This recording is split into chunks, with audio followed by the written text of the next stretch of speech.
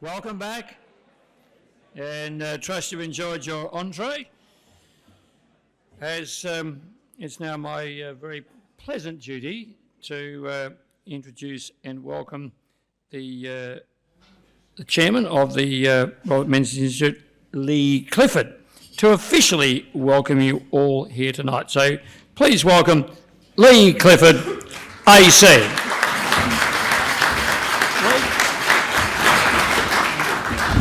Thanks, Ian. Can I just welcome everyone, especially obviously our speaker, Fraser Nelson, and delighted to have him here, all the way from the UK.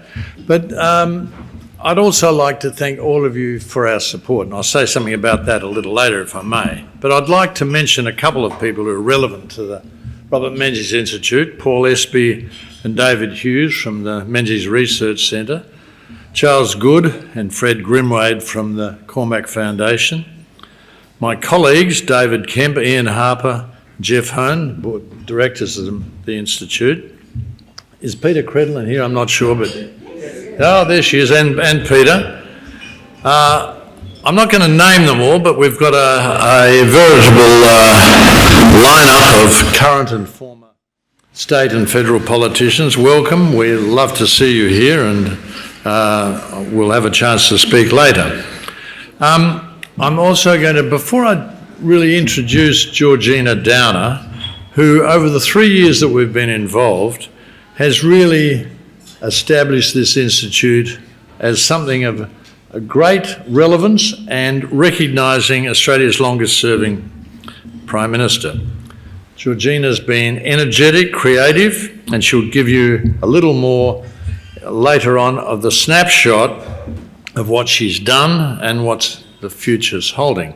But what I wanted to do was say a little bit about the fact that this has been going 3 years with enormous support from the Cormac Foundation through the Menzies Research Centre and from the university. And I'd have to say to take something out of Ian's speech, we want this to be a time-honoured institution, and to ensure that it is a time-honoured institution, it's important we get support. So if you think it's worthwhile, I'd be really pleased if you'd speak to Georgina and her team and give her that support. We need it. Now, I'd have to say that Georgina is, I didn't know her before we were involved in this, and I got a little bit of a, well, to be honest, Paul Espy twisted my arm to take over the chairmanship of this. So we had to recruit a new director, and Georgina Downer filled that bill admirably. She's done a fabulous job, and what I'd like to do now is introduce her and ask her to say a few words, as I said, a bit of a snapshot of what she's been doing and her thoughts about the future. Thank you very much.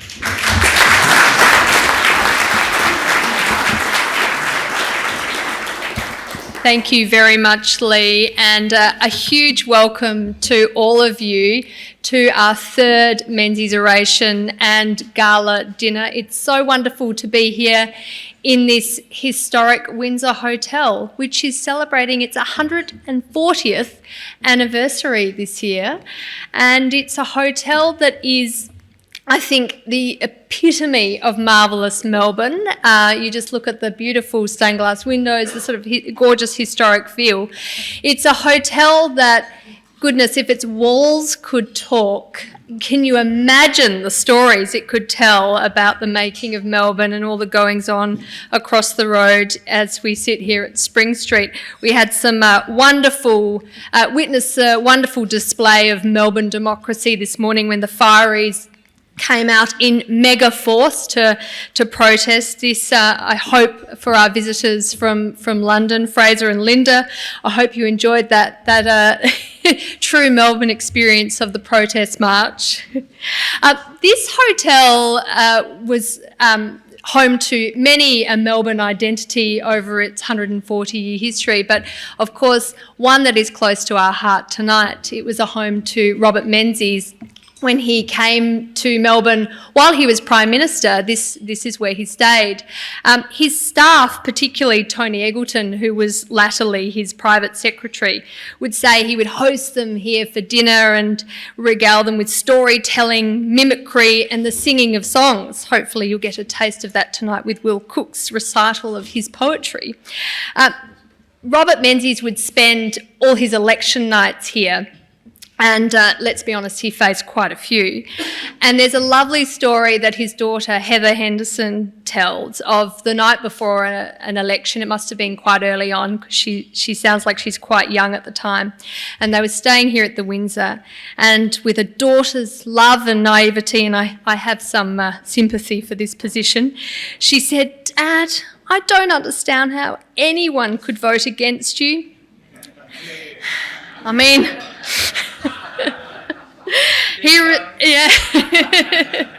Yes, my parents are here tonight.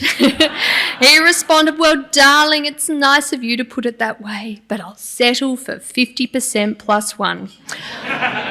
Well, people did vote for Menzies, as you know, and he won an incredible seven elections in a row. And he had that rare privilege in politics of retiring at a time of his own choosing in 1966. Now, Australia, probably like Britain, but unlike the United States, and let's be honest, these days it's good to be a bit different from the United States. It's a country that doesn't have much truck with its past, its former leaders. We don't have presidential libraries the size of several ovals like the Ronald Reagan Library with Air Force One displayed. We have almost no memorials to our former leaders, but we do have 6 prime ministerial libraries, and the Robert Menzies Institute is the newest and the 6th. We were, as Leigh said, established just 2.5 years ago, not quite 3, Leigh, 2.5, in April 2021. And I hesitate to remind you because we're in Melbourne and I know we all have PTSD, but that was a pretty tricky time, April 2021, when I was charged with setting up from nothing this Prime Ministerial Library and Museum in order to honour Australia's longest-serving Prime Minister and celebrate his life, legacies and the ideas that shaped modern Australia. For those of you who are familiar with Melbourne Uni, we are based in the historic old quadrangle at the University of Melbourne. It's an absolutely glorious space. It's usually full of tourists and brides having their photos taken there. Such is its beauty. But we're not there just because it's beautiful and just because the University of Melbourne is Australia's top university. Ian, I hope you... but we're there for some really, really special reasons. That building, which is the first building of the University of Melbourne, was where Robert Menzies studied as a law student in 1913 to 18.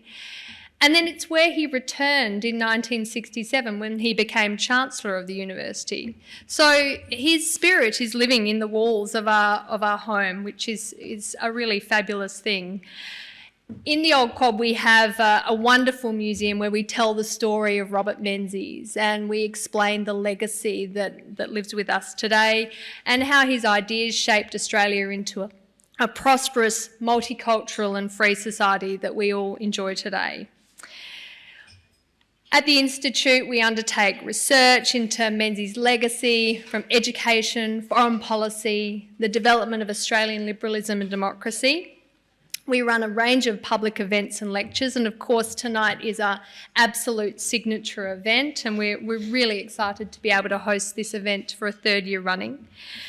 But closest to my heart, what I really am most passionate about is our Vibrant Schools program, where we bring alive the spirit of Robert Menzies for the next generation. This is a pretty shocking fact that I will reveal to you, but there are 90,000 VC students, that's not the shocking fact, Year 12 students, for those not familiar with the Victorian education system. There are 90,000 Year 12 students here in Victoria. 500 take the subject Australian history. Now, for those of you who are not mathematically inclined, Let me make it clearer. That's not even close to 1% of students. And this is at a time when challenges to global peace and stability couldn't be starker. There's growing distrust in our institutions, and people are falling out of love with democracy and liberal ideas for that matter. Surely at a time like this, an appreciation, even a bare bones understanding of history is essential. And that's why the engagement with young people is just at the absolute core of what we do at the Robert Menzies Institute. Menzies' ideas of freedom of the individual to flourish in a liberal democracy, an economy that's driven by individuals and private enterprise, not the big state, developing citizens who are proud of their country and willing to stand up for the values of their country when there is a challenge to them, a nation of lifters, not leaners. I know that became unpopular, but it's still true. These are timeless ideas that Sir Robert championed and which he so eloquently articulated in his Forgotten People broadcasts in the early 1940s. That first Forgotten People broadcast in May 1942 has become, I think, the most quoted Australian political text. And it really does make Menzies, I believe, Australia's greatest political influencer. And so in a world of TikTok, Snapchat, social media and influencers, we have to think creatively about how we inspire that next generation to engage with Menzies' ideas.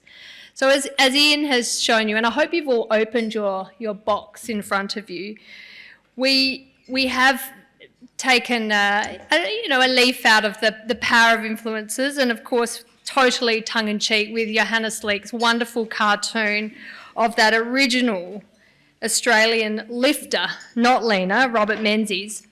And as you sip your morning cup of coffee or tea out of that mug tomorrow, I hope you heed Sir Robert's caution that leaners grow flabby while lifters grow muscle. I am so pleased we've been able to lure Fraser Nelson, editor of The Spectator, and his wonderful wife Linda from London for this year's Menzies Oration. It's been wonderful to get to know you over the last 24 hours in and out of the Windsor Hotel.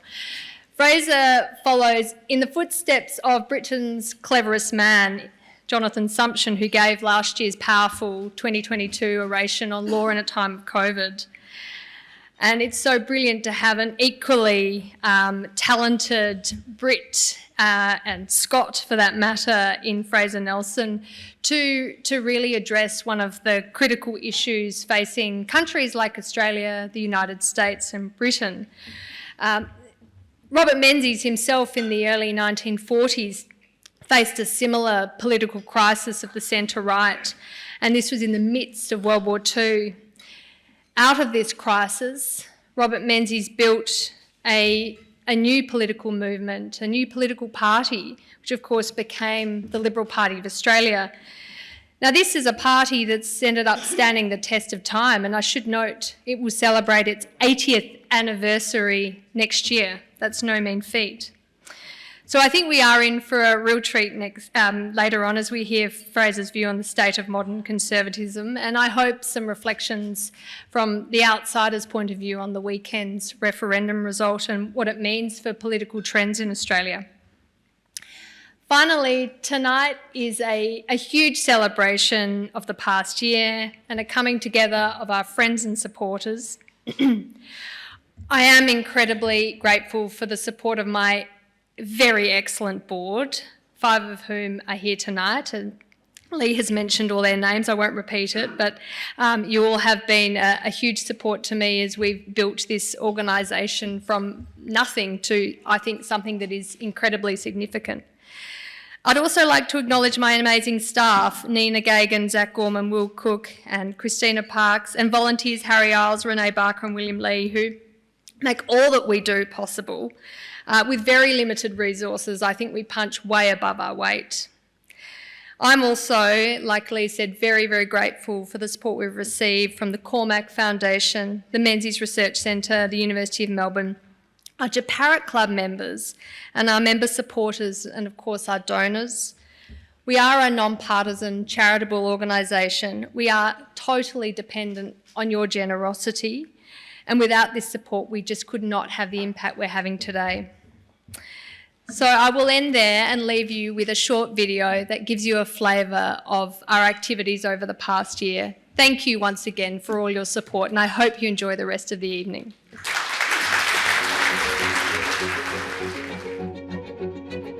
Robert Menzies is a towering influence in Australian history. He is the original influencer on Australian society. It's Robert Menzies' liberal ideas that have shaped Australia into the nation it is today. Freedom of the individual, private enterprise, a sense of national pride, and the family as the foundation of society. I think the Robert Menzies Institute is of enormous value. Melbourne University was so important to him. In this beautiful museum space, we tell the story of Robert Menzies from his very humble origins in Jeparit in northwestern Victoria, through to coming here to Melbourne University as a law student, and then on to state and federal politics after a short career at the bar, and finally coming back here to Melbourne University as Chancellor. The Menzies collection is an incredible collection comprised of over 4,500 books. There are a vast range of themes within it, growing from everything from politics to poetry to philosophy to history. It's housed within the Leigh Scott Room in the Baillieu Library, and within the Menzies Institute Museum we show a fraction of that collection, which we change over every 6 months. What makes the collection so special is how wide and varied it is. It shows how well read Menzies was, how deep his thinking was. We just use these collections, we use this heritage to bring people together, to give them, just to keep their, core memory. I think that's really important. Australian history is the history of our nation. It's our story, and it's the story of arguably the most successful and prosperous multicultural liberal democratic nations in the world. The Robert Menzies Institute works across schools and research, exhibitions and events, and through these activities we bring alive the spirit of Menzies and his liberal ideas for the next generation. So the Robert Menzies Institute this year have actually had a really busy calendar of events. We've been very active in a number of different events actually, and expanded into events that we haven't previously held before. We host annual conferences where we bring together academics from all around Australia to look in detail at aspects of the Menzies era. We have a fellows program where we bring in people to look extended at a particular topic. We've now got the second volume of our book series, The Young Menzies, from our annual conferences now being published by the University of Melbourne Press. But what's perhaps most exciting is that the book sold really well. A particular development which I've been excited to see is the engagement of schools with our museum. We've had groups of over 70 coming in to see what we're about and learn about the history. It's really important for students to engage with the work of the Institute. We run a number of events that appeal to students, but also that we hope to get engagement from them. It was really interesting to see how so many of these young people put a really kind of personal spin or a personal understanding on the topic into their speech, and really taken the time to reflect on what it is that the past, and in particular the actions of the Menzies government, can actually inform the present. It's important for them to know about history, and it's important for us to really engage with the future generation on what we're doing, and it's important for their future as well. And we also, in doing that, need to make sure that we're trusting young people, we're respecting them, and we're respecting them in a way that says that we do believe, we have high expectations that they can access and they can really grasp some quite complex areas of our national story. What excites me is that we are dealing with one of the most incredible book collections in Australia, and we are able to put it on display and share it with people and share Menzies' world. So the fact that the Institute is actually part of Melbourne University, part of where he did his study, he would have been delighted. I am certainly delighted, and so is the rest of the family. Without the support of our wonderful donors, we wouldn't be able to have the enormous impact on future generations that we're having today.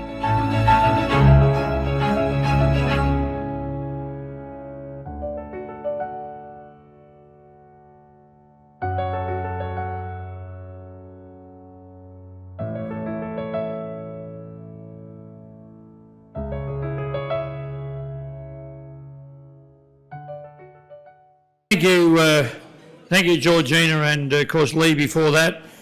And apologies to those that might have been in a position where they couldn't quite see the screen, but we were watching in the mirror, and I'm sure if you want to see the video in full, there'll be an opportunity perhaps by talking to Georgina or Nina or someone from the Institute might be able to actually email that to you if you want to have a look at the video in case you couldn't quite see it. Now, I know dinner's being served and invite you to enjoy that. Happy for you to eat while we're talking, but we do draw the line at you talking while we're talking up here. I'm used to it, it happens at home all the time, but it was mentioned by Georgina that Will Cook is the curatorial librarian at the Institute, and he has dedicated extensive efforts to the curation and preservation of the Menzies collection. And tonight, we have the privilege of hearing his recitation of selected poems by Sir Robert. And again, as Georgina mentioned, they are actually printed on a leaflet inside your menu card program on the table. If you want to read along silently while Will recites them, you're welcome to do so, or you may care to just eat and listen. At this stage, though, let's welcome Will Cook to recite the poems for us. Will.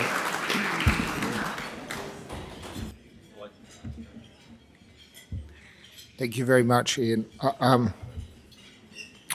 Well, many here this evening will be aware that Sir Robert Menzies had a deep love and appreciation of poetry and could recite thousands of lines of Shakespeare from a very young age. However, it is sometimes unfairly not recognised that he was in fact a prolific poet himself. Sir Robert's poems on record go as far back as writing at the age of 10 concerning the Japarat Football Club. And his talent for it was clearly recognised in his earlier years. He won the Poetry Prize at Wesley College in his final year at school, when no doubt a poetry competition was much more difficult than it would be today. He will continue with this pursuit as a major contributor for poetry for the Melbourne University magazine, and it was clearly something he had a penchant for, with there being a vast number of poems he would compose throughout his lifetime, particularly in the field of politics. With deep gratitude to a most generous donation from the Alan and Mary Louise Archibald Foundation, it is an absolute pleasure to announce that the Robert Menzies Institute will be publishing a Robert Menzies poetry anthology next year, which will feature many previously unpublished works. We very much look forward to bringing this publication to you and for Sir Robert Menzies to finally be recognised as a previously undiscovered poetic virtuoso. And while much of Sir Robert's poetry is of a Wordsworthian standard, we thought for this evening it may be more festive to share a sample of the more light-hearted verse of Sir Robert. Of course, I will not do his words justice, but hopefully I can to some extent summon his muse. First, a poem, you wouldn't imagine it today, but written during a parliamentary session and just politely handed to one of his staffers.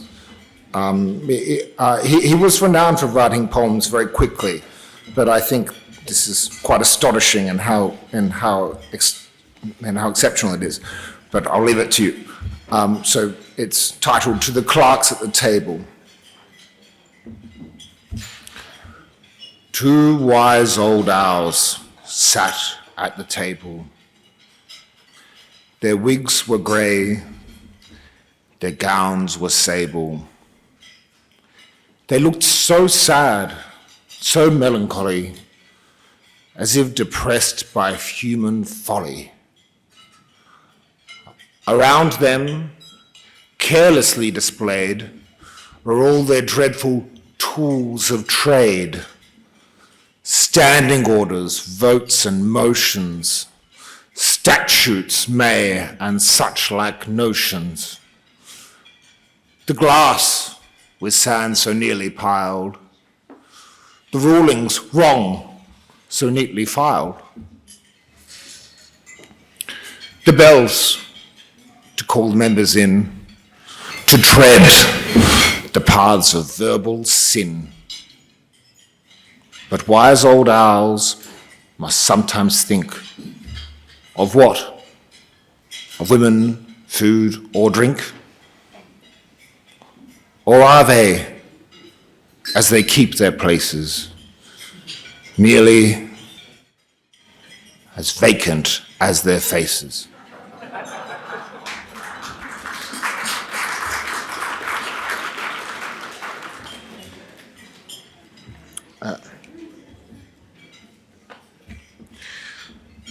The second piece I would love to share with you, which is probably the most fun piece of verse, which Menzies delivered in the late 1940s during the height of the election campaign with Chifley. And he says some nice words about Chifley, so it's very fair, I think. But I'll leave it to your opinions.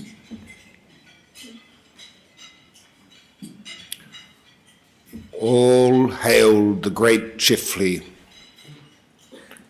whom 6 states obey, who sometimes baccy takes and sometimes tay.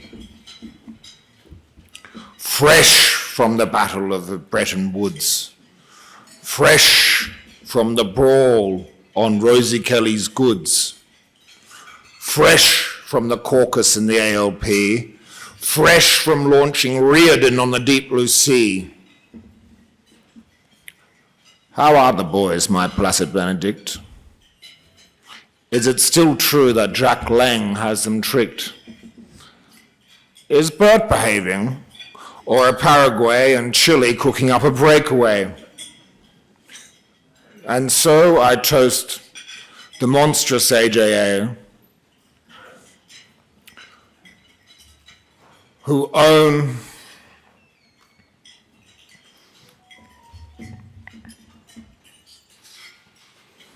their prestige and their noble pay, to Isaac Isaacs and Ming RG, whose names are reverenced in the gallery. I often sit below at question time and gaze aloft at the salubrious clime, where dwell the journalists in their vast array, both blind and deaf to everything I say. God bless the press, I say with Highland piety. It gives to fact an infinite variety. A word, just here, about the ABC. A body that has failed most dismally. Pretends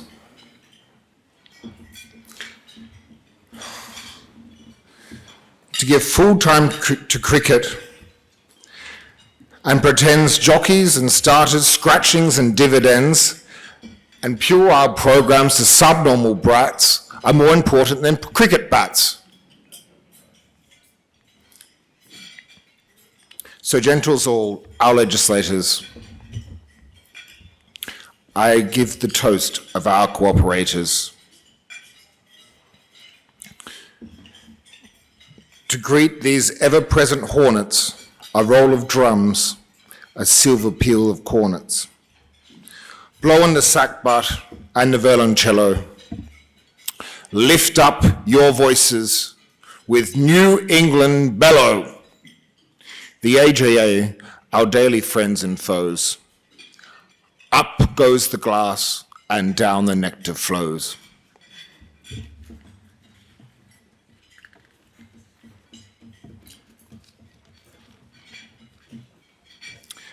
Finally, and I hope you're all enjoying your main course. In 1961, there was varied speculation and musings that Menzies may retire. And he responded to this in verse.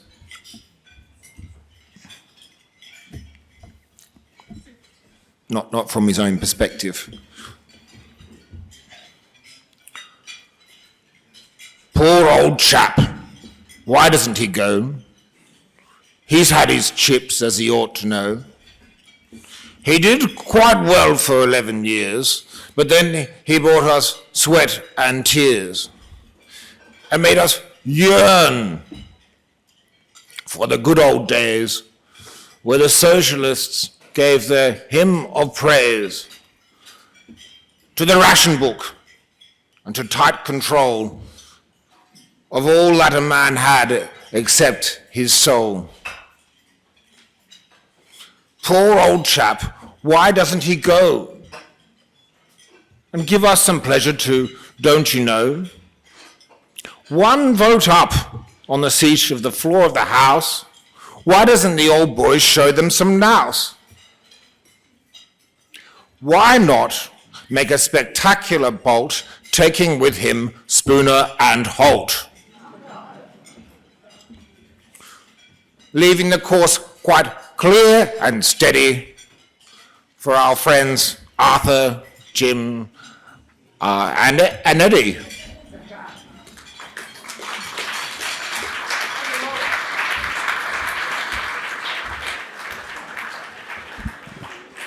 Thank you, Will. Will Cook, our curatorial librarian at the Robert Menzies Institute, and we look forward to the publication of the book of poetry of Sir Robert Menzies. I invite you to continue to enjoy your main course and remind you of the raffle ticket sales. And don't forget they're 1 for $20 or 3 for $50 to raise important funds for the Institute. And the prize, of course, as I mentioned, the grand tour dinner for 6 at Florentino, the luxurious night for 2 here at the Hotel Windsor in the Royal Suite, and of course the wine bundle comprising 6 iconic Tobilk wines. And as we know, Sir Robert held a deep appreciation for Tobilk wine. So 1 for 20, 3 for 50.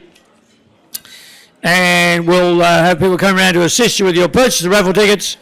And when we return, we'll be introducing our very special guest speaker tonight, Fraser Nelson. Thank you.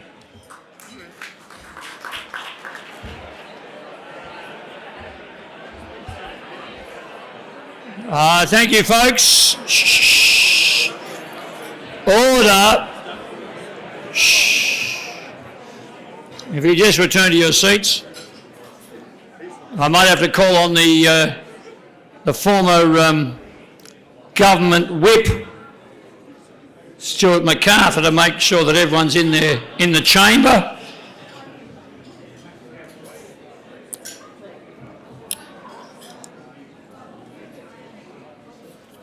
Because it is time to move into the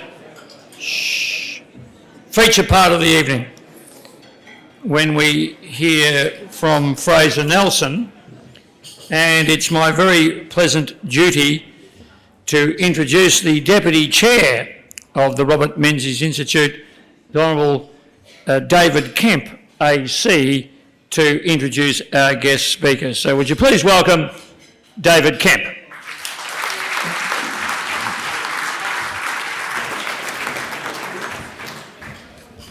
Thank you very much, Ian. Leigh Clifford, Georgina, distinguished guests, ladies and gentlemen. It's a great pleasure and an honour to be able to welcome Fraser Nelson here this evening to give the Robert Menzies Oration.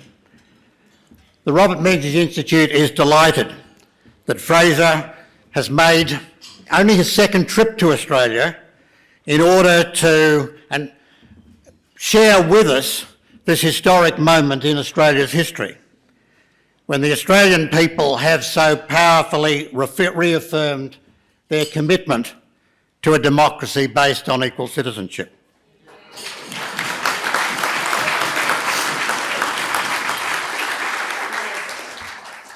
For the last 13 years, Fraser has been the editor of The Spectator, with its brilliant journalists, one of the world's most influential voices for liberal and conservative values.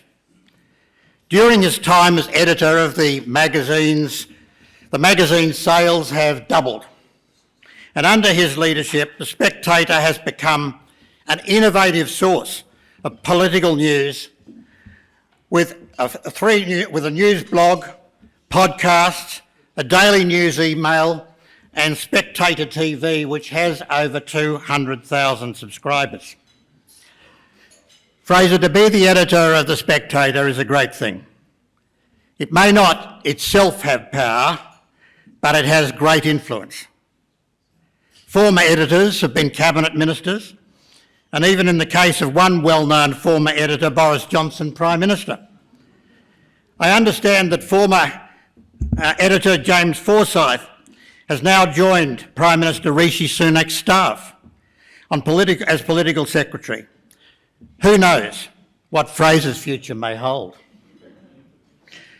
Provided he's alert, of course, to the dangers of number 10 garden parties and has the skill to avoid lockdowns, unnecessary and tyrannous regulations, I'm sure he would do fine in politics, though I think that is not his current intention.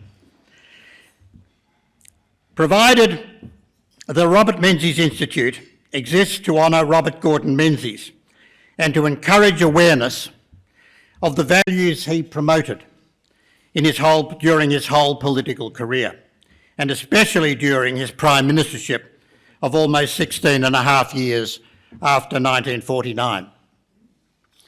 Robert Menzies, we should remember tonight, rebuilt Australian liberalism after the war, when it was very nearly on the ground. He was a mortal opponent of the hatreds then damaging the nation: class hatred, religious hatred, race hatred, and his success transformed the political culture of Australia.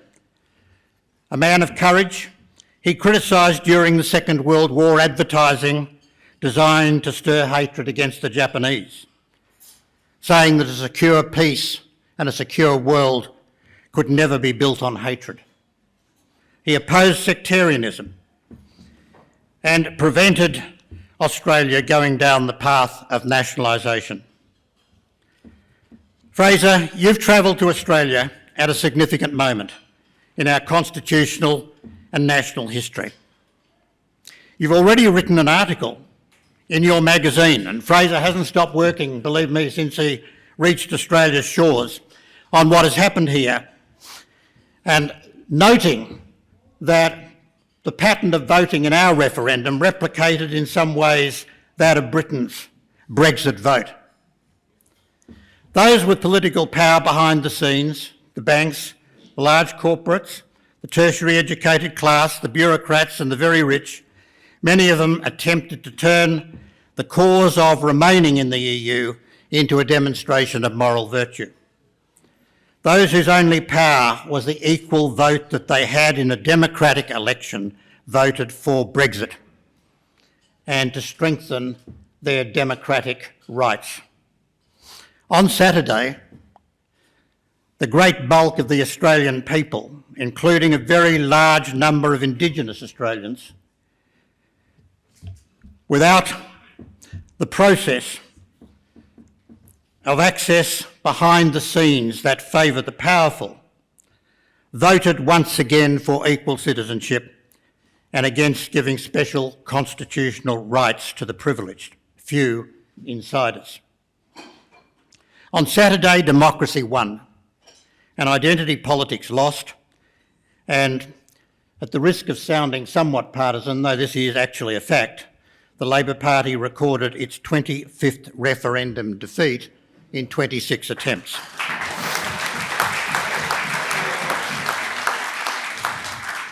Fraser, you've already written that the rejection of identity politics in the referendum will resonate beyond Australia's shores.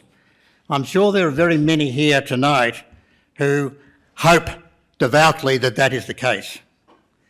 The referendum has occurred in a troubling international environment when Israel is once more under terrorist attack and anti-Semitism is rearing its ugly head. You bring, and we're looking forward tonight to hearing you on this, an experienced and exceptional perspective as editor of the fastest growing news magazine in the world.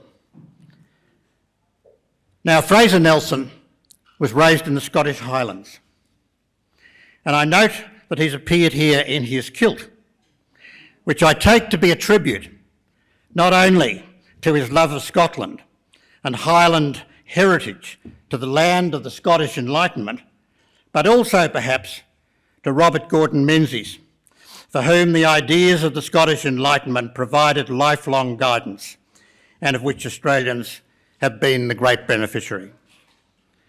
As an active member and current chieftain of the Melbourne Scots, which I am, an association of which Robert Menzies was president for many years, and as a spectator tragic, if there is such a thing, I support Fraser's initiative in coming along in a kilt.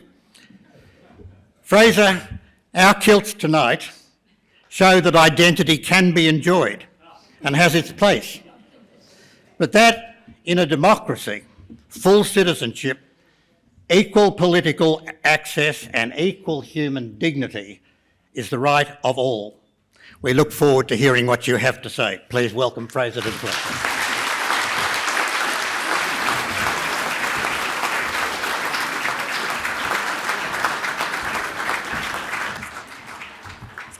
Thank you, David, and thanks to the Robert Menzies Institute for sending another man in a skirt to welcome me on here tonight. It's, you really know how to make Guy feel at home. I can't tell you how thrilling it is here to be in Australia, in Melbourne, a city I've never been before, a city that I heard about, and I kept asking people to describe it to me, and they would use words like it's an industrial city, but this is the beauty, the energy, the vibrancy of the city is just something else. It's like a sort of upmarket version of New York, from what I've seen so far. And it's, it's a great honour to be here, but I can't think of a better time of year to be here.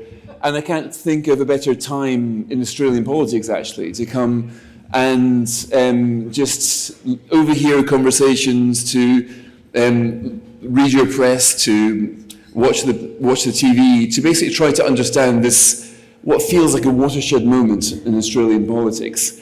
And when I worked out, I arrived here Saturday, I planned to go to an all-night party to watch the results. When I found out the results were over in a split second, it wasn't much of a party. But I then worked out I would have to tear up the speech that I had written to give to you tonight. I will confess, prepared to talk about the state of conservatism. It wasn't a particularly uplifting speech.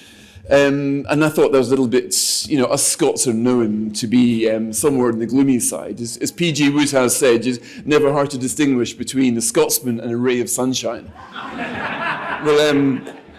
But I have to say, there's something about the sunshine of Australia and the sunshine of the politics that has fundamentally changed my mind. And it doesn't happen very often for me. But I have changed my mind, and I would like to explain a bit tonight about I present it with humility. This is an outsider's view. It's impressionistic, it can only ever be impressionistic. But I think something pretty extraordinary has happened here, and I think Australia is actually ahead of Britain here in having the world's first referendum on identity politics. And it says quite a lot about conservatism and the battles ahead. Now, as David was saying, for a Brit to come here, it's like, in one way, stepping back in time for the aftermath of the Brexit vote. You see exactly the same kind of patterns, who voted yes, who voted no, the inner cities going in a completely different way to the towns. You see a yes campaign that outspent the no campaign by something like 5-1, completely unable the next day to work out why they lost by such a margin. We had all of this in Britain as well. You had a discombobulated national broadcaster barely able to speak because of comprehending the size of it. So Northern Territory, 65%. How did that possibly happen? And you're also seeing this strange kind of emergence of a fascinating coalition of voters that you didn't really know existed before. So now, there were tactics used as well in this referendum which take the British breath away. I mean, I saw that the way that you had companies weighing in so heavily behind one side of a debate when obviously most of their customers and their staff would have voted the other way. A friend of mine has said his kid was at school, was given a yes badge at school to march around there as well. And also you had newspaper reports where you'd read quoted yes voters, very happy to give her name, but the no voters wanted to remain anonymous. Now, again, that tells me something about what it must have been to be a no voter, especially in places like this. And I overheard this conversation in Sydney. I've loved eavesdropping in these conversations, where a man was saying, like, where on earth are all these people who voted no? Now, that to me was quite a funny question, but because the answer, of course, was like 60% of the entire country. But the answer to this question, of course, wouldn't have surprised Menzies. He had a name for them, the forgotten people. This is, I bought this book outside. And this, of course, was what it was all about. This is what this referendum was all about. And this is basically made me think that it's not really his forgotten people line that I'd like to focus on this evening, but another line, the importance that he placed on the power of principle in politics. Now, times change, of course, challenges change, and the trick is to make sure your principles stay relevant. This is a conundrum for conservative movements right around the world. And there's Robert Menzies' quote that I've always kept in mind here. Modern history, he said, is full of examples of great movements that disappeared because they had ceased to have any genuine reason for existence. The important thing is to have faith to live by. Now, I'd like to argue this evening that Menzies was exactly right in this, that conservative movements have started losing that faith, leading them to crisis. But I think Australia has just shown the world what can be done when that faith is rediscovered and restored. Now, I should say at the outset here that I'm going to talk about conservatism, but I do not regard myself as a conservative. I'm a bit suspicious of these labels in general, but I would call myself a liberal. And by exactly the same reason that Robert Menzies chose the word liberal to unite these factions when he was creating Australia's Liberal Party. I've always quite envied the Australians, actually, because if you're ever in doubt as to what to think, the clue should be in the name. But it doesn't always prove a guide for these guys. But anyway, but liberal does mean that, it's that the purpose of gaining power politically is to pass that power from governments to the people. And sure that the best way of doing that is to lower taxes, but that's only part of a liberal message. Liberals are sceptical about grand government projects, believing that societies are governed best when ordinary people are empowered to shape their own lives and those of their communities. And liberals hesitate to boss people around. They believe that the best political resource is the courage and the character of the public. Now, The Spectator, as some of you might know, is being sold right now. Our previous owners went bust and Lloyds Bank own us. We're being flogged in auction. If anybody's got £85 billion in the audience, million, sorry, not billion, not quite, you can buy us. But the last time we were sold, I was looking back, it was in the 60s. So when the New York Times were writing about us, Nigel Lawson was then the editor, and they described The Spectator as a radical liberal publication.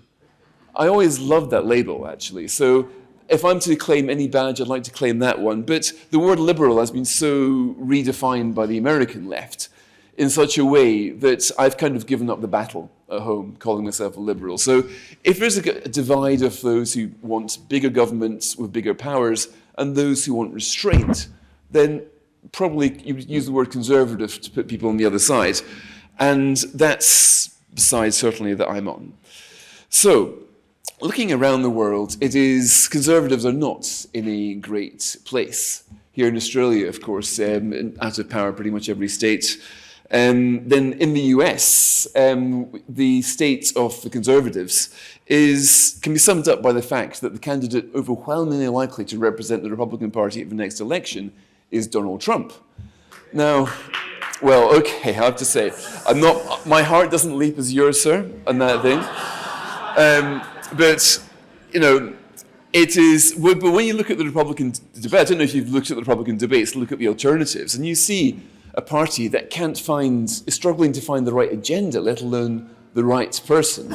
So it does seem, against all odds, that America, the most ingenious, culturally innovative country in the world, is going to present to its people the choice of Donald Trump versus Joe Biden at the next presidential election.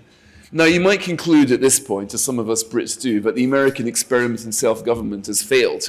And it's now time to, get they can apply for the King's protection or something, I don't know. But anyway, no, we probably should just let them get on with it. But suffice to say that if you want to, you can't really look to America right now for reasons to feel optimists about conservative prospects. Then you've got Europe, where the crisis of conservative parties can be found in the rise of populism pretty much everywhere. You've got Marine Le Pen, Alternative for Deutschland, the Sweden Democrats, the Brothers of Italy.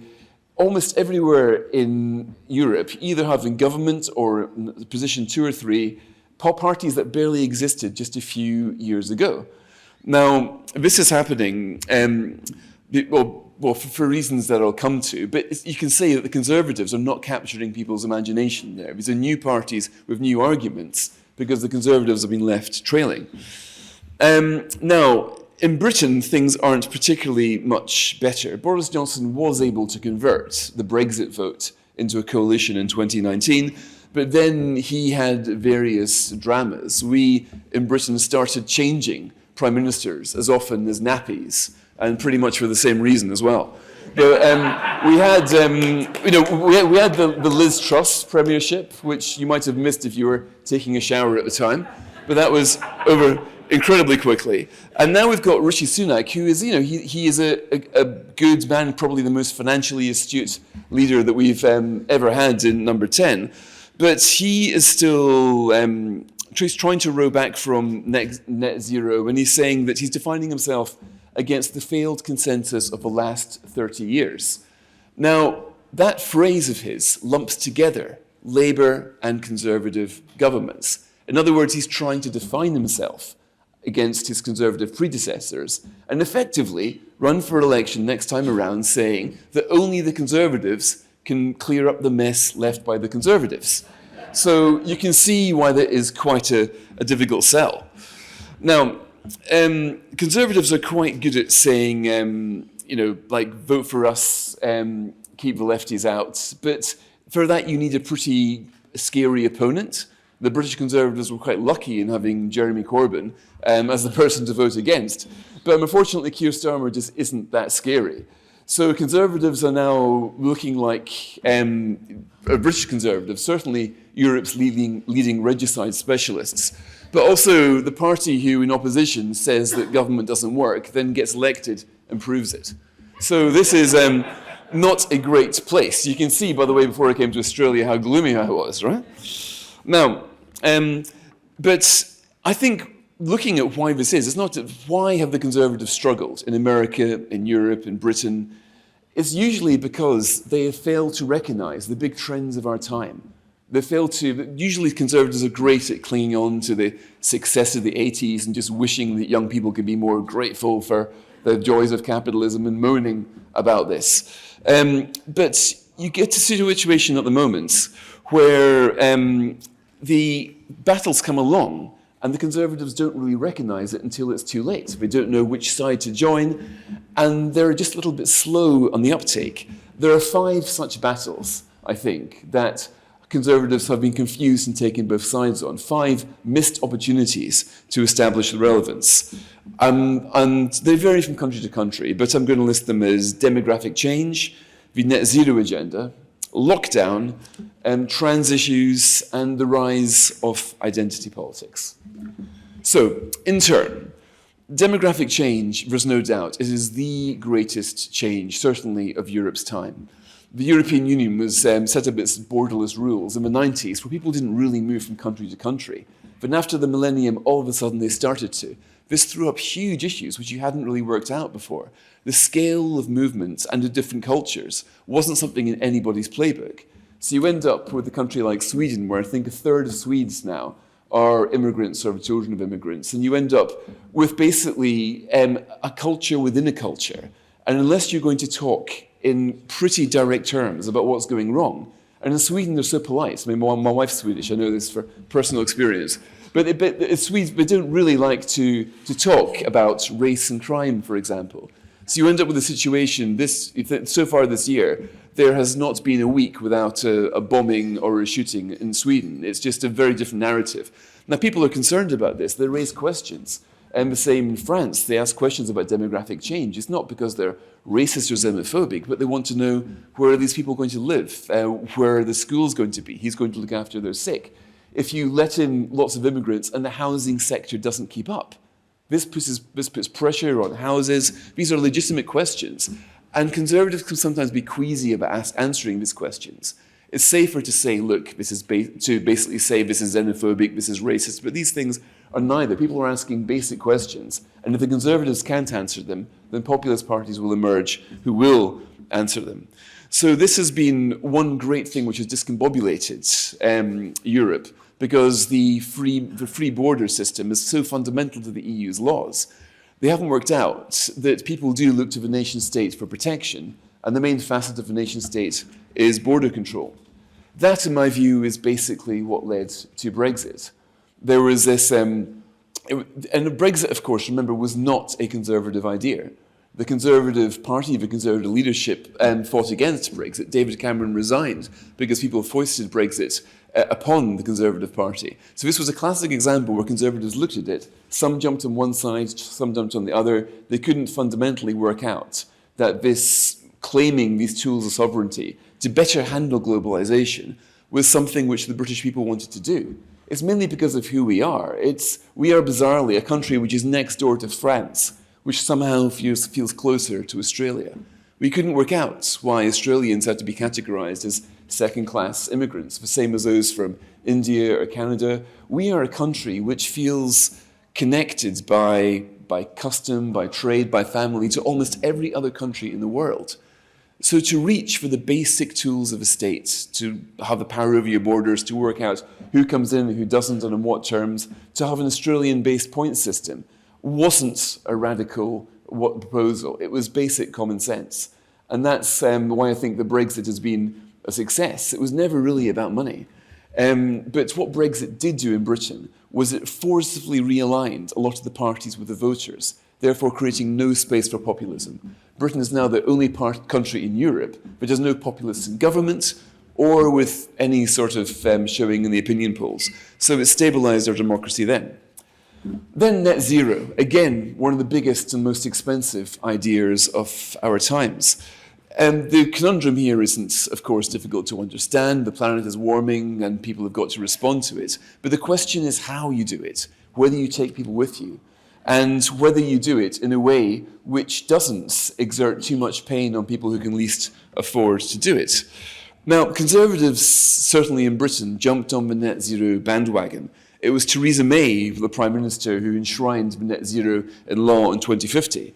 And now the conservative way should be to do a cost-benefit analysis of all this, to say, yes, of course we can do this, but let's see how much is it going to cost the country, what extra benefit are we going to get, because decarbonisation is happening anyway in quite a profound way. So is there a common sense way of doing this? Now Rishi Sunak is now reclaiming this at his party conference last month. He said he was going to change just a few things, just to change the date where we're going to ban the sales of new electric cars from 2035 from 2030 to 2035, and some other things, going easy on heat pumps. And the reaction that solicited was absolutely huge. Now, he's beginning to work out, which I think Conservatives ought to have worked out for a while, that if you stand on the side of common sense environmentalism, if you can argue for what I call a bright green environmentalism, focusing on progress, on innovation and capitalism, the fact that we are learning to tread less lightly on the planet, so we don't need government diktats to learn to do that, then you can come to a position where you can carry a lot more people with you. Rishi Sunak has been in trouble because he's broken the omerta of net zero, that you never mention the costs, you never mention the trade-offs. You just talk about it in catastrophic language and hyperbolic language. He's trying to have a moderate, more common sense conversation about it. But if the Conservatives had done that to start with, they might be in a better place. Because this is, of course, it's a huge... I don't think there's many people in this country or in Britain or anywhere who don't care about the environment and who don't want to improve the situation. The question is how you do this, taking people with you. There should have been a Conservative answer to that, and there hasn't been. Now, the next thing, again, I think it's the most important policy of my lifetime, probably since the war, and that's the policy of lockdown. This is the lockdown theory, hastily invented in Wuhan, and been applied throughout the world without much thoughts of the side effects. And again, politicians kind of fled the field here, wanting to say, we'll leave it to the scientists. But there wasn't really any scientific backing behind lockdown theory. And it was profoundly a political question of trade-offs. Of course, you might be able to constrain the virus in one way, but what would be the cost on education? What would be the cost on health? Rishi Sunak, because he's a financial kind of guy, kept pushing for these cost-benefit analysis to be done inside the government. He was saying, look, it's any public health intervention, even a small one, we do a cost-benefit analysis. We do a quality of life years lost analysis. We look at the costs and benefits. Can't we do it over this? But again, he was told there was an omerta about lockdown. You simply don't do that calculation. Now, this, again, was a huge idea coming along, and there wasn't really any Conservative position. At first, of course, nobody knew anything about lockdown, but after about 6 months, a year or so, there could have been a proper analysis done. And I speak, of course, here in Melbourne, the most locked down city probably in the world. So this is something, and of course, again, you will know that this was not a position where there was a palpable Conservative point of view here. This was, in a way, bipartisan, but in another way, I think politicians fled the field of ideas here at a time where scrutiny was never needed more. That scrutiny was never properly applied. And the consequences of lockdown, I think, are certainly behind so many of Britain's real problems now, everything from educational inequality to national debt to economic growth. It's too big a thing, I think, not to have had a position on. Now, the fourth big question, which I think Conservatives lost a chance to have relevance, was on trans. Now, I will personally confess here that I didn't think this was particularly important until shamefully late on.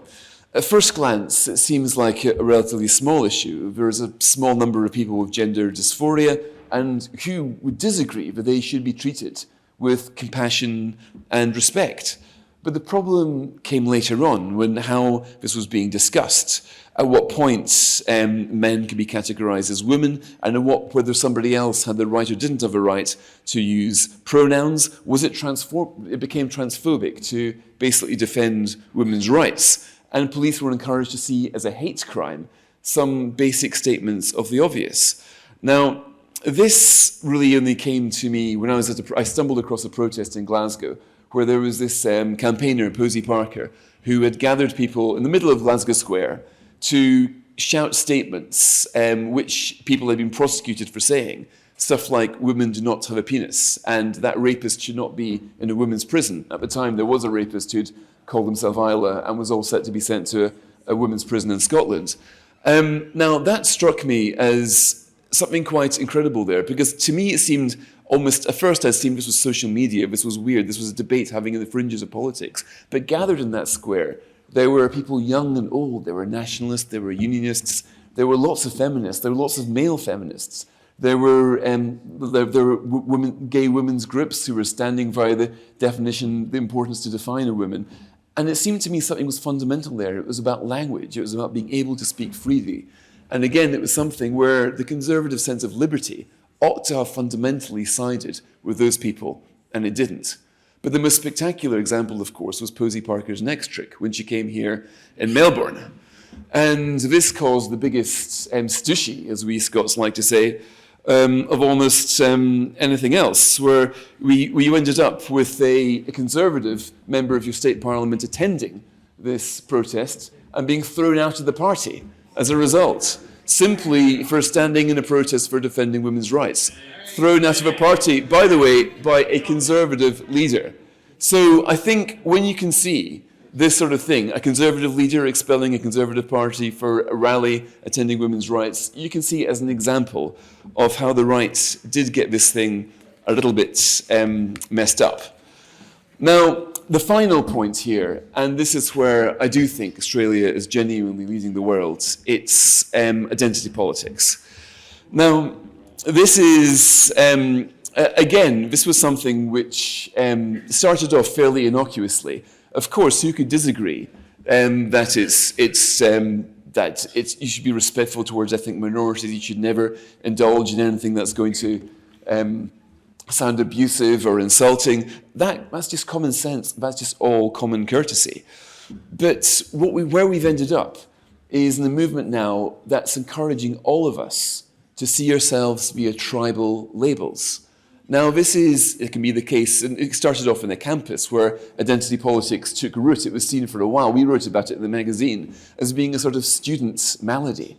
But then it grew when these students actually ended up getting in the outside world and taking over the HR departments of companies. Then all of a sudden, all employees are now suddenly regard themselves as in a tribe, either straight or gay, cis or trans.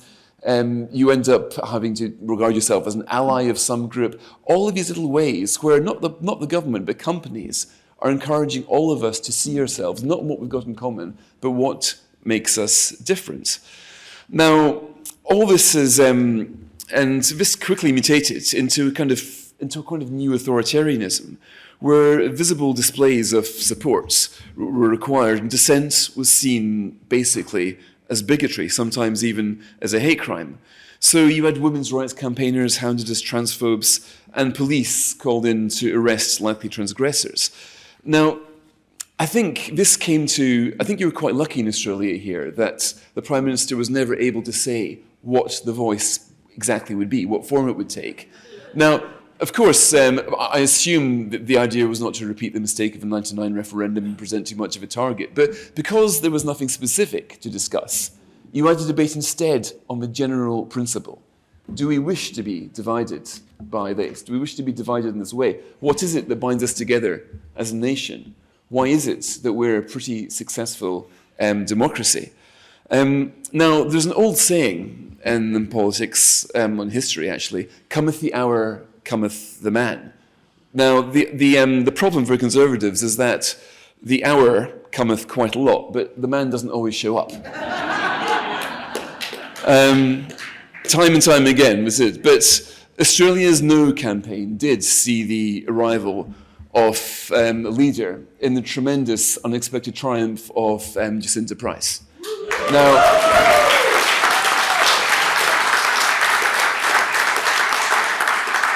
it has just been a revelation for me. I'd never heard of her until a few months ago.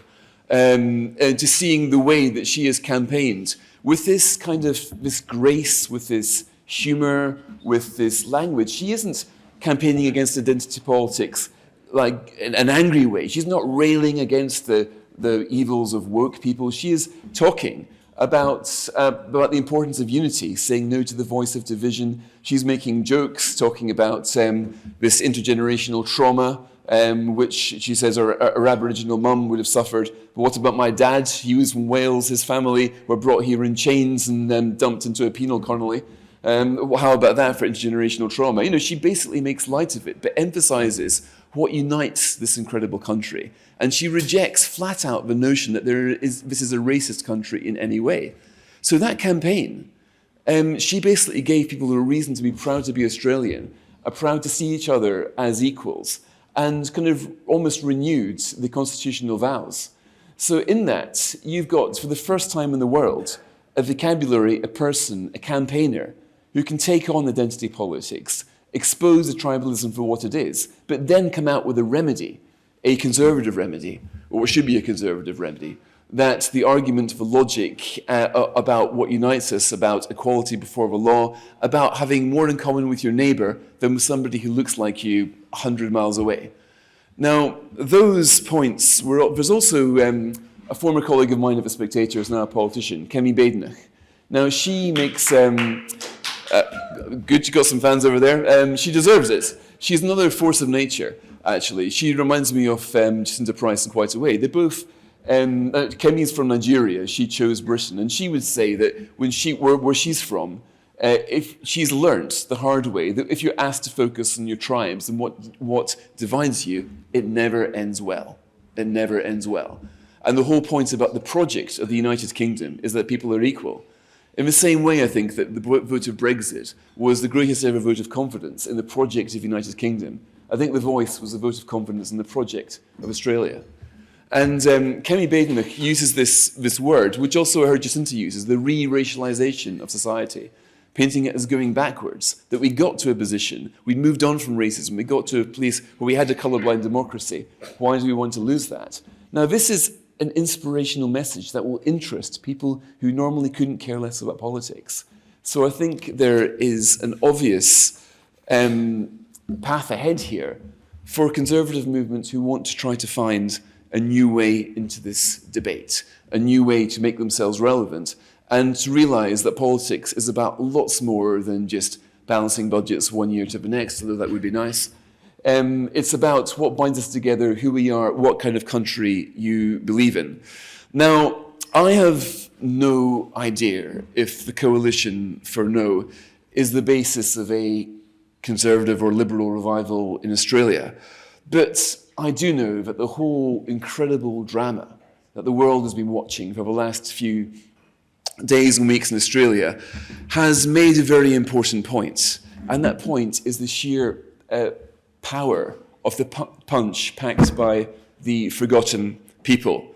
And that conservatives are always, always at their best when they remember them. Thank you.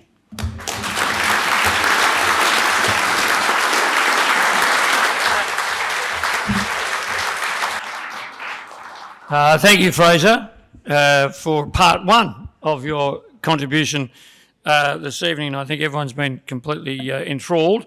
And now there's an opportunity to flesh out some of the things you've talked about, no doubt, when you have a conversation with Robert Menzies Institute board member Peta Credlin, AO. And Peta is making her way to the stage to join you. And of course, we all know of her work on Sky as well, where she has conversations and sometimes cross-examination. Please welcome Peta Credlin in conversation with Fraser Nelson. I am very busy on Sky News, thank you very much.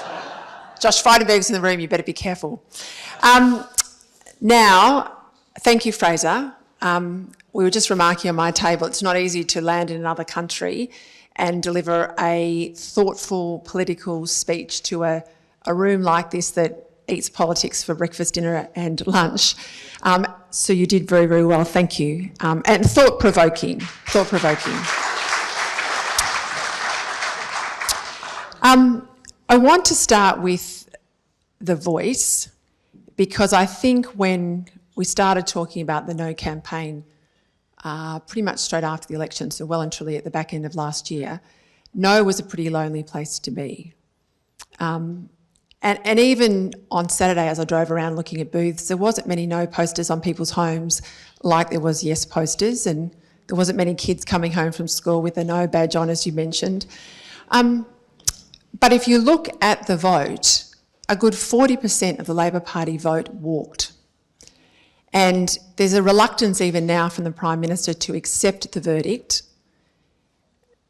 But it is I think, shot in the arm to Conservatives and Liberals that if you are prepared to take a position on conviction, however difficult and perhaps unpopular that position is, if you argue it out, you've got a good chance of bringing the Australian community with you. And I think in recent times, we'll go through net zero and all the other things, we've sort of lost a bit of our courage as Conservatives, and we've lost a bit of our backbone too. I think we've lost our faith in ourselves to win an argument in the public square.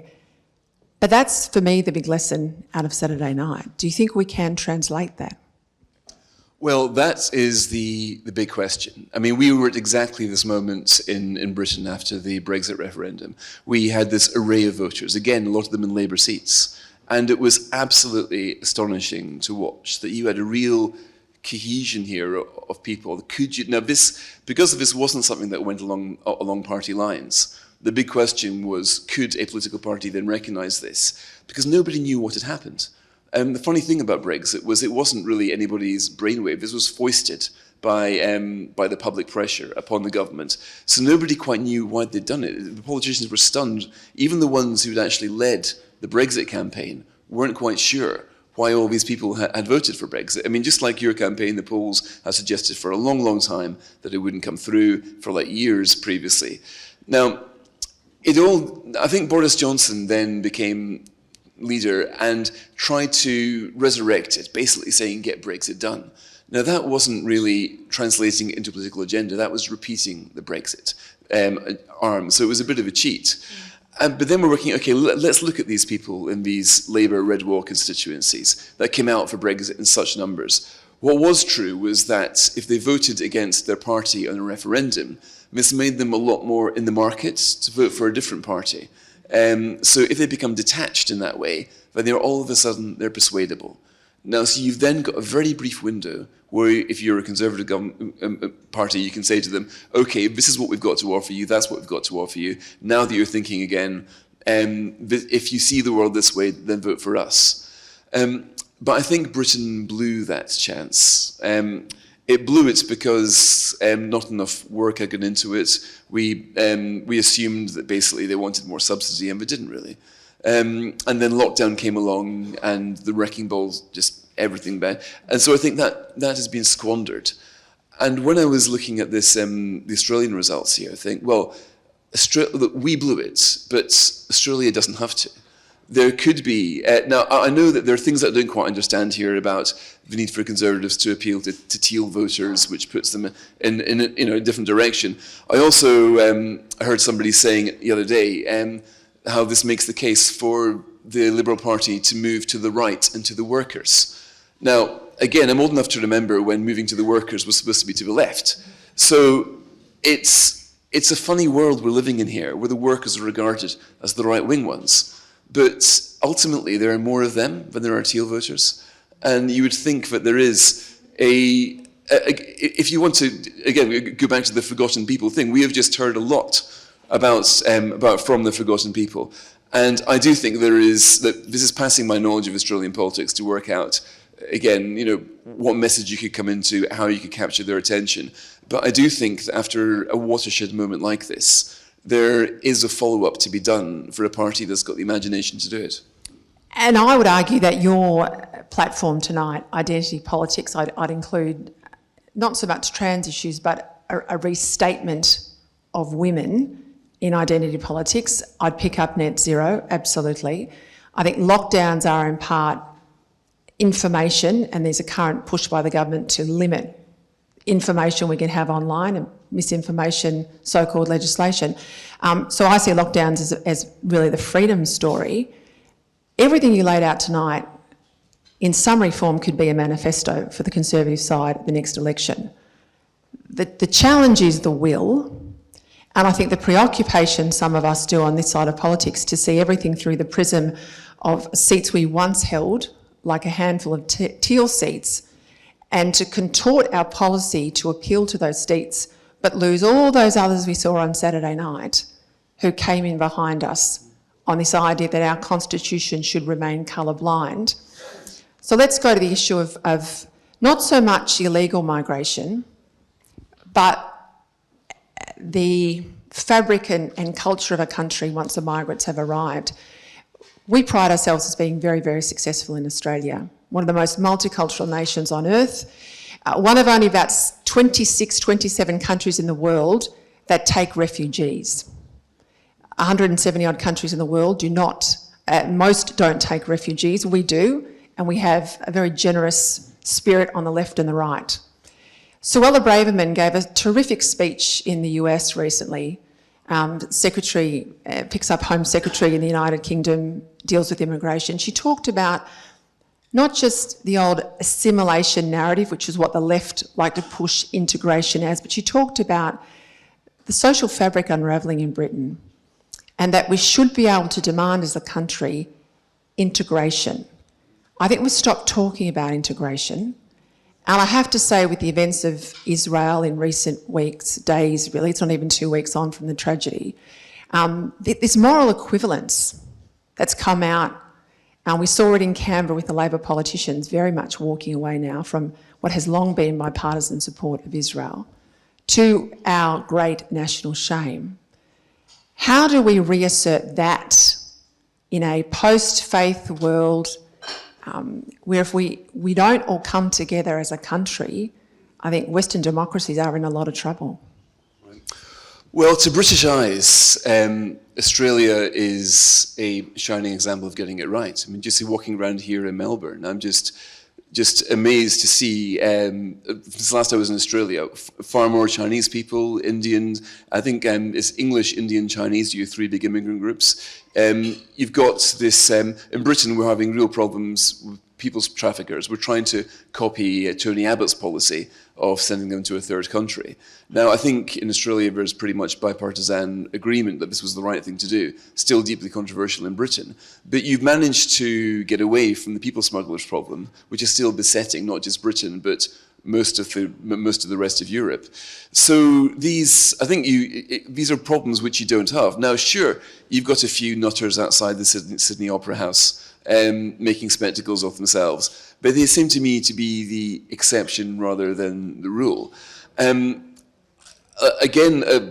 just been in this country for a few days, but looking at it, studying it, has always seemed to be one of the most successful melting pots in the world.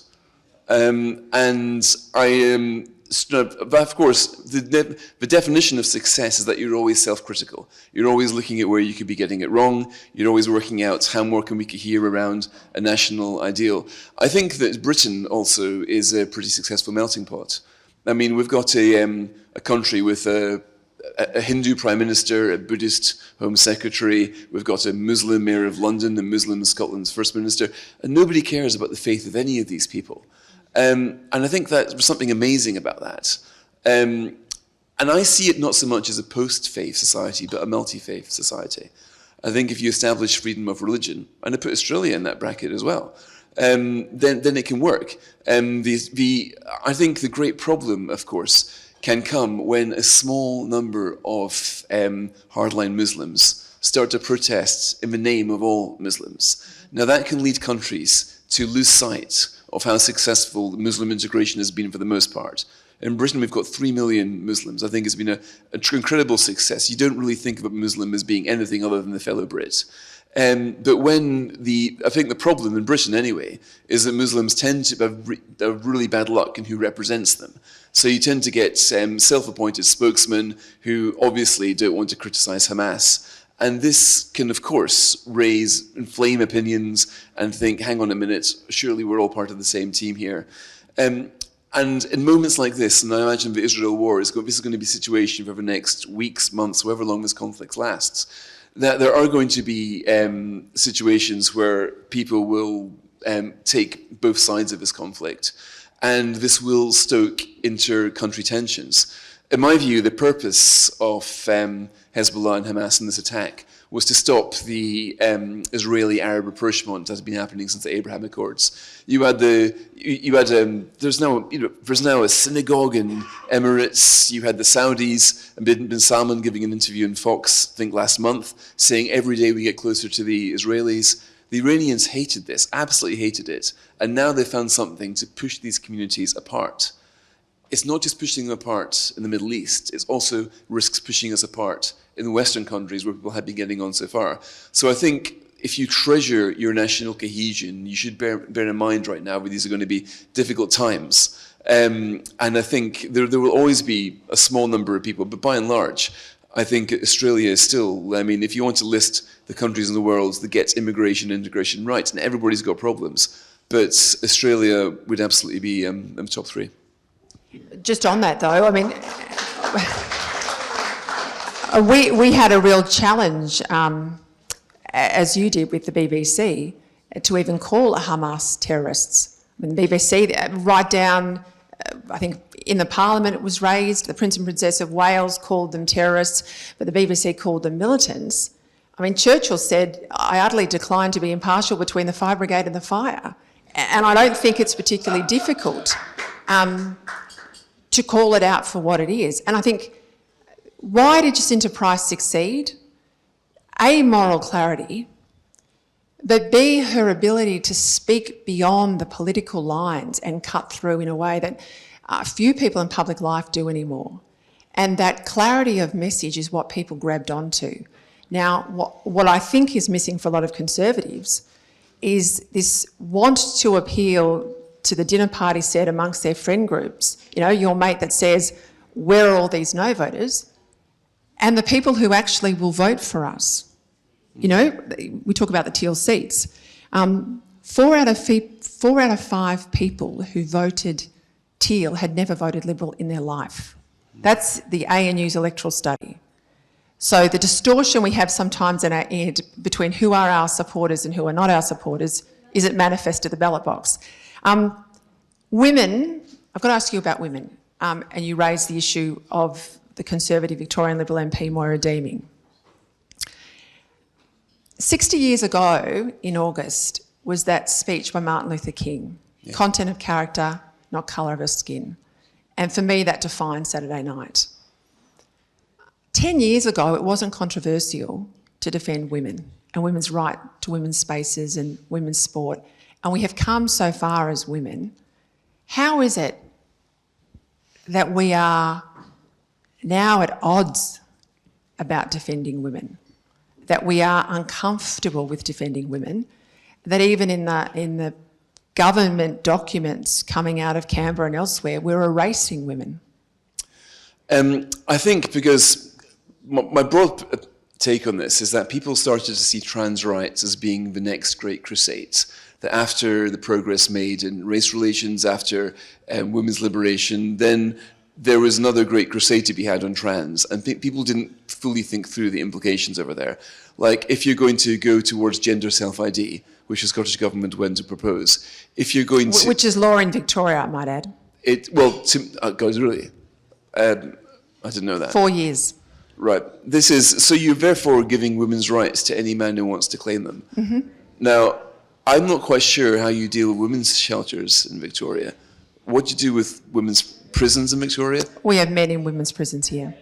Rapists in women's prisons? In biological men in women's, intact biological men in women's prisons. Right. Okay. Well, you learn things about countries, huh? I don't know. Look, to me, this is complete madness, and this is what ultimately did for Nicola Sturgeon. I mean, when the protests went off in Scotland, she was gone like a few weeks or months after that. Mm-hmm. It was taken to an extreme. I guess Scots ultimately rebelled against it. I can only assume that the public in Victoria don't feel that annoyed about it to defend it. But but the funny thing, when you look at who was arguing against all this, it starts off being women's lesbians groups, for example. They started off, people thought, why are you making such a fuss? This is, gay women versus a bit TERF versus cis, it's all a bit strange.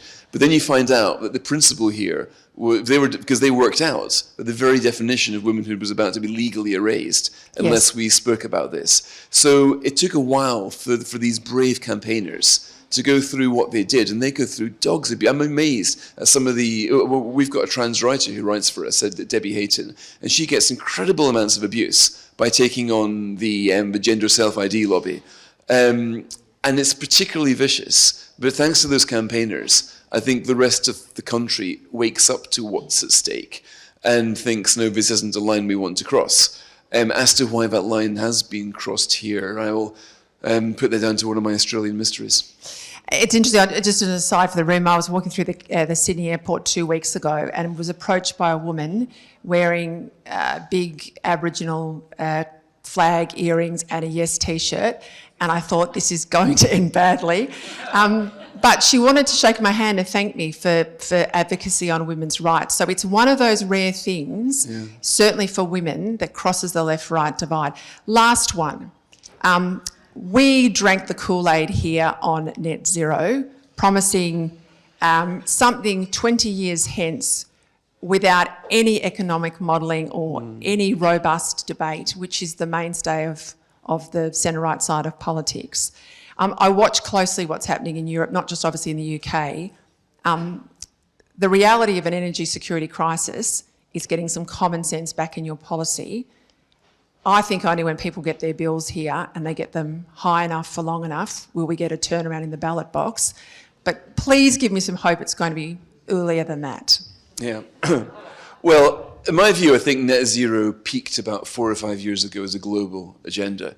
Well, there was a phrase where it looked like, and Theresa May signed up to it in law because she thought lots of other countries were going to sign up to it in law, but they didn't. She just jumped on a bandwagon, as conservatives can sometimes do, to get themselves out of to pose as a campaigner, to be seen on the right side of history.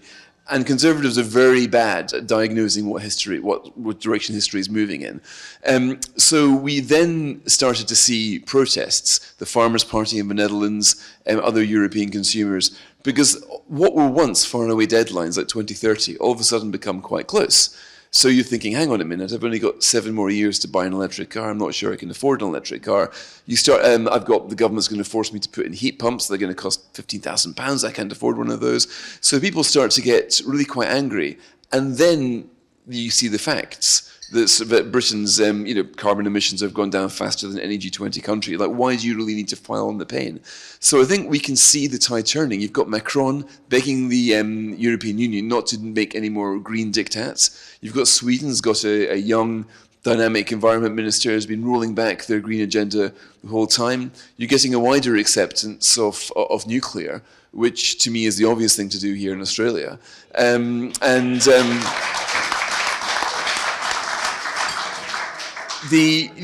Ultimately in democracy, rational forces do tend to win out. And I think they just need to be encouraged a bit and for people to have this debate. I think for a long time, the net zero thing was all abstract, all hyperbolic. If we don't do this, we're all going to fry. But now it's getting into because things are getting closer, you can now start to use the language of trade-offs. I mean, to me, the language of trade-offs is a remedy to so many of the problems that I spoke about. If we are going to do this, then force the government to find out how much it's going to cost, and then force them to tell the voters. Because ultimately, a democracy, you cannot get elected if you've got an agenda that people don't want. And we're seeing now all over Europe the dialing back of net zero towards what I would call net sensible. There is a far better way of doing this. And I can see that dial being moved back. And it can't be so long, given that you guys have scored such a victory for common sense last weekend, that you come up with a follow-up victory on net zero. You have been very generous with your time, Fraser Nelson. Thank you. Please thank Fraser Nelson.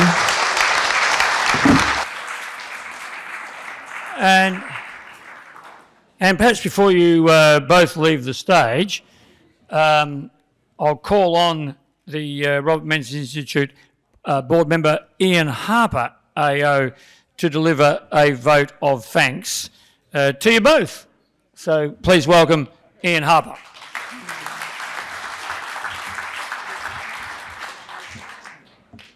Good evening, everyone. As Ian has just said, it's my pleasant duty to propose a vote of thanks on your behalf to our Robert Menzies orator, Fraser Nelson, and also, of course, to my co-board member, Peter Credlin, right here. The Robert Menzies Institute, as Georgina pointed out earlier this evening, is a joint venture between the University of Melbourne and the Menzies Research Centre. The University of Melbourne, who has appointed me as a director to the board, along with one other of my colleagues, was established to promote scholarship and reflection and research into Sir Robert Menzies' legacy. Obviously, as the founder of the Liberal Party, as our longest-serving Prime Minister, and also as a former Chancellor of the University of Melbourne. Fraser, tonight you have honoured us in at least two respects. The first is that your remarks have been very much in that theme. You have encouraged us, as Peter said before, to think reflectively about our current circumstances and recent experience, but also in the light of some of the themes that we recognise from Sir Robert's legacy. I counted 3 of them. I wonder how you went. The first is this, the need, and you actually quoted Sir Robert on this one, the need for a faith to live by, the importance of principles to politics, and the ability, as we've just been discussing with respect to Jacinta Price, the ability to communicate and articulate those principles and to stick to them. A faith to live by. Not, to quote the old saw from Groucho Marx, who used to say, "Those are my principles, and if you don't like them, I do have others." The opposite of that. The second reference to Sir Robert's legacy, the courage and character of the voters. Never forget the courage and character of the voters. The reference to, of course, the forgotten people. It's the courage and the character of the Australian voters that we forget, that others perhaps forgot, to their peril. And thirdly, the need to focus on what unites us rather than what divides us. I had the privilege, as some of you would know, of serving as a director on the board of the Reserve Bank of Australia, under an act which was introduced to the Australian Parliament by the Menzies government in 1959. Now, that act enjoins the board of the Reserve Bank, as you would know, to keep inflation low, to keep unemployment low. At least in the short term, those two things are difficult to achieve at the same time. And to assist the board, there is a third provision, which the recent review argued should be elevated right to the very front of the Act. And that is that in making its decision, the board should always have a view to the economic prosperity and welfare of the people of Australia. Those are not my words, those are the words of the legislators who drew up that wonderfully wise act.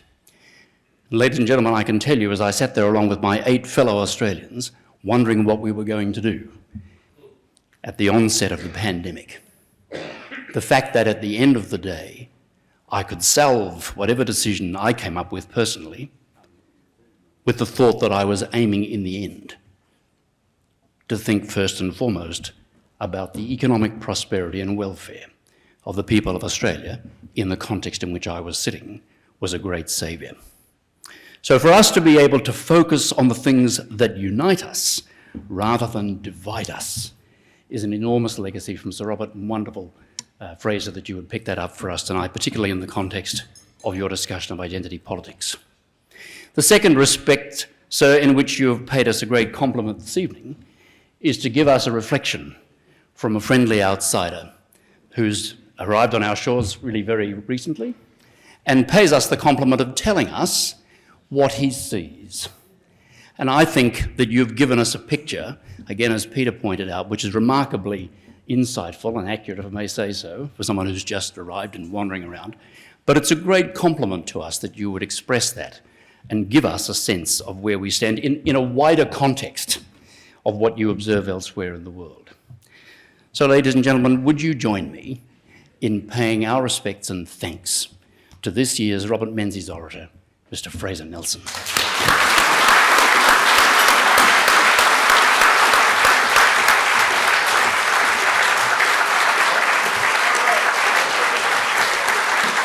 Thank you very much. And before I leave the stage, let me also pay compliment to my fellow board member, Peter Credlin, who managed to draw from Fraser further insights. Thank you for coming on behalf of the board, if I may. It's wonderful to see so many of you joined us this evening. Thank you for your support. The work that we do here is very important, and the University of Melbourne is in partnership with the Menzies Research Centre to make it even better. Thank you very much.